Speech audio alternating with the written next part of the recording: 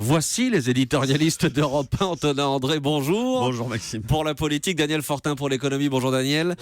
On va commencer avec la politique. Antonin, la politique, c'est ce qui restera comme l'une des images de la primaire de la gauche. Manuel Valls enfariné hier, enfariné par un homme au cri de 49-3. On n'oublie pas, Manuel Valls veut y voir un heureux présage. Oui, parce qu'il a immédiatement pensé à l'image de François Hollande, enfariné lui aussi en 2012, c'était le 1er février, par une femme en plein discours. François Hollande, on s'en souvient, était resté très, très stoïque, parfaitement impassible, et la farine ne l'avait pas empêché d'être élu.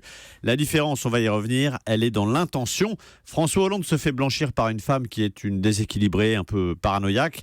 L'homme qui agresse Manuel Valls lui renvoie au visage, donc le fameux, désormais, 49-3. Oui, la campagne présidentielle, c'est le retour à la réalité, Antonin, et pour Manuel Valls, c'est un retour très dur. Pour vous, c'est ce que symbolise cette image ? Oui, on a beau s'y attendre, ça surprend toujours le dur retour au réel. À Matignon, Manuel Valls était protégé. Il était protégé physiquement parce qu'il y avait toujours des dizaines de policiers en civil, des rues sécurisées, des gendarmes sur chacun de ses déplacements.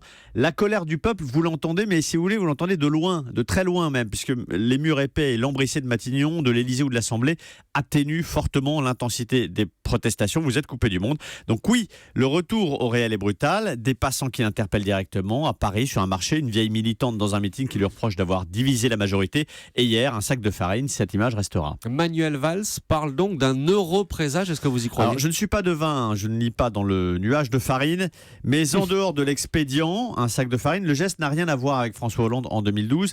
C'était un acte isolé sur François Hollande. Sur Manuel Valls, c'est une cible quotidienne, Manuel Valls. Pourquoi ? Parce qu'il est à contretemps avec les Français.